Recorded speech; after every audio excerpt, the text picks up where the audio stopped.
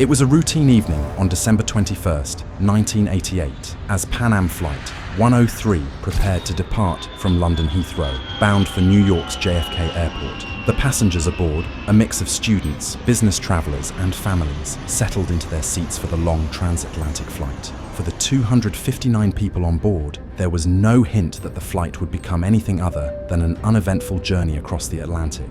But just 38 minutes after takeoff, everything changed. At 7:03 p.m., a massive explosion tore through the fuselage of the Boeing 747, splitting the aircraft apart in mid-air. The wreckage plummeted towards the ground, falling upon the quiet town of Lockerbie in Scotland. In mere moments, all 259 people aboard Pan Am Flight 103 were gone, and 11 more lives were lost on the ground as burning debris from the falling aircraft destroyed homes and engulfed parts of the town in flames. This became one of the deadliest terrorist attacks in history, forever altering the lives of those affected. But who was responsible, and why did this tragedy occur? Flight 103 had reached its cruising altitude of 31,000 feet, flying over the border between England and Scotland when disaster struck. The flight crew had made no distress calls, and everything appeared normal until the sudden, catastrophic explosion. As the plane disintegrated in mid-air, parts of the aircraft were scattered over an area stretching 850 square miles. The impact on Lockerbie was immediate and devastating. The aircraft's nose section, including the cockpit, landed in a field, while other parts of the plane fell directly onto residential areas, causing fires and widespread destruction. For the investigators who arrived on the scene, it was immediately clear that this was no ordinary plane crash. In the days and weeks following the crash, investigators from both the British and American governments launched one of the largest investigations in aviation history. Forensic experts meticulously examined the debris, and within months, they made a chilling discovery. Fragments of a Toshiba cassette recorder were found among the wreckage. Inside the recorder, hidden within its electronics, was a bomb. The explosive used was Semtex, a powerful plastic explosive commonly used by terrorist groups during that era. The bomb had been expertly designed to detonate at altitude, where the pressure differential would make the aircraft particularly vulnerable. The bomb had been placed inside a Samsonite suitcase, which had been checked in as unaccompanied baggage. But how had it made its way onto the plane? Investigators tracked the suitcase's journey and discovered that it had originated on a flight from Malta. From there, it had been transferred onto a Frankfurt-bound flight, and finally onto Pan Am Flight 103 at London Heathrow. This raised a critical question. Who was responsible for placing the bomb in the suitcase, and how had it slipped through airport security undetected?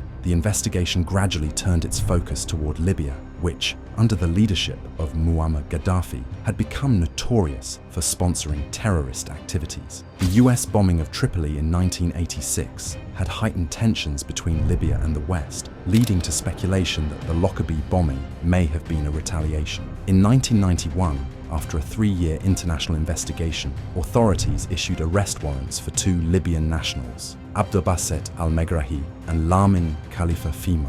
Both men were intelligence officers working for the Libyan government, and they had been implicated in placing the bomb on the flight. For years, Libya denied any involvement in the bombing, but by 1999, under intense international pressure and facing economic sanctions, Gaddafi's regime agreed to extradite the 2 men to stand trial in a special Scottish court convened in the Netherlands. The trial, which began in 2000, was watched closely by the families of the victims and by governments around the world. Al-Megrahi and Fima faced 270 counts of murder, representing the lives lost in the attack. After months of testimony and evidence presentation, the court delivered its verdict in January 2001. Abdelbasset al-Megrahi was convicted of murder and sentenced to life in prison, while Lamin Khalifa Fima was acquitted of all charges. Al-Megrahi's conviction provided some closure for the families of the victims, but for many, doubts remained. The evidence against him, while compelling, was largely circumstantial, and questions persisted about whether he had acted alone or whether other groups, such as Palestinian terrorist organizations or even the Iranian government, had played a role in orchestrating the bombing. The bombing occurred during a volatile period in Middle Eastern politics, and Iran too had reasons to retaliate against the US, following the downing of an Iranian airliner by a US Navy ship earlier in 1988. Despite these lingering doubts, al-Megrahi became the central figure in the Lockerbie case, symbolizing the search for justice after the tragedy. However, the case took a controversial turn in 2009 when al-Megrahi, diagnosed with terminal prostate cancer, was released from prison on compassionate grounds. The Scottish government's decision to release him sparked outrage, particularly in the United States, where many saw it as a betrayal of justice for the 190 American victims of the bombing. Al-Megrahi returned to Libya, where he lived until his death in 2012. Al-Megrahi's death did not bring an end to the questions surrounding the Lockerbie bombing. Many still wondered whether he had been the true mastermind behind the attack, or whether he was merely a scapegoat. Some speculated that Iran or Palestinian militant groups, rather than Libya, had been responsible for the bombing. In the years following the attack, evidence surfaced that suggested possible involvement from the Popular Front for the Liberation of Palestine, General Command PFLP-GC, a Palestinian group with links to Iranian intelligence. According to some reports, Iran had offered a bounty for a successful attack on an American airliner in retaliation for the downing of Iran Air Flight 655 by the US Navy in July 1988. This led some to theorize that the Lockerbie bombing was carried out at Iran's behest, with the PFLP-GC playing a key role in planting the bomb.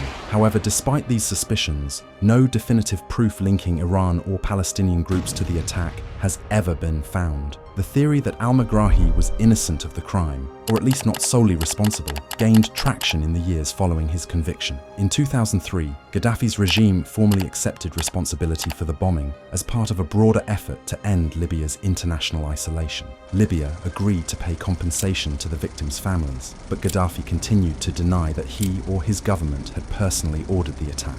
Instead, he portrayed Libya's involvement as the result of rogue elements within his intelligence services acting independently. The question of who truly orchestrated the bombing remains unresolved, with conspiracy theories and doubts continuing to circulate long after al-Megrahi's death. The Lockerbie bombing was a watershed moment in aviation history. The sheer scale of the loss, 270 lives, including those on the ground, shocked the world and led to an outpouring of grief from the families of the victims. For the small Scottish town of Lockerbie, the tragedy left permanent scars. Many locals who witnessed the destruction still vividly remember that night. And for the families of those killed, the pain never fully goes away.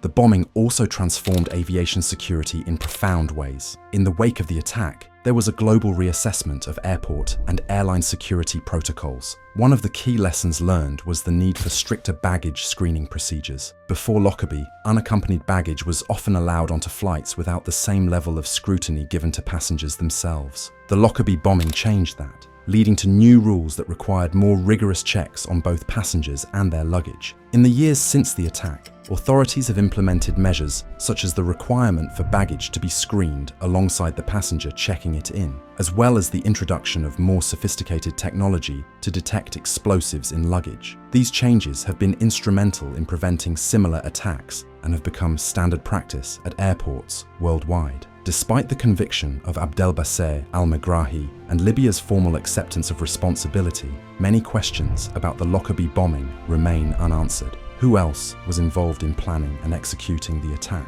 Were other countries or terrorist organizations complicit? And was justice truly served with al-Megrahi's conviction? Or was he simply a convenient scapegoat in a much larger, more complex conspiracy? For the families of the victims, these questions are more than just academic. They represent a continued quest for closure, for understanding, and for accountability. Some have dedicated their lives to uncovering the truth, while others have tried to move on, living with the knowledge that their loved ones were taken from them in an act of unspeakable violence. The bombing of Pan Am Flight 103 was not just an attack on an airplane. It was an attack on the very idea of safety and security in the skies. It exposed vulnerabilities in the aviation industry that had been overlooked for too long and forced governments and airlines to rethink how they approach security. But beyond the changes to security protocols, the Lockerbie bombing also left a legacy of resilience. The people of Lockerbie, though deeply affected by the tragedy, came together to support one another and to honor the memory of those who were lost. Memorials have been erected in Lockerbie in the United States and in other locations around the world to ensure that the victims of Pan Am Flight 103 are never forgotten. In the years since the bombing, Pan Am Flight 103 has become synonymous with the fight against terrorism.